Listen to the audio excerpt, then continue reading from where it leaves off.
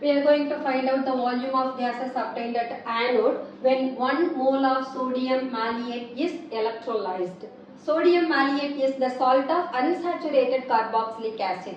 So, in the compound we electrolyze we will get acetylene, carbon dioxide and hydrogen. Let us write the equation.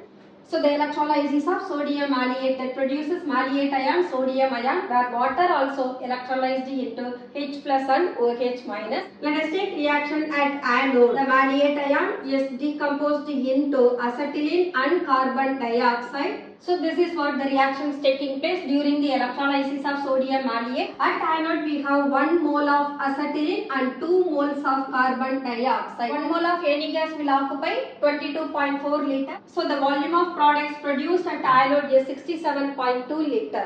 உங்களுக்கு இந்த video பிடிச்சிருந்ததுன்னா like பண்ணுங்க, share பண்ணுங்க, comment பண்ணுங்க and subscribe பண்ணுங்க. Thank you.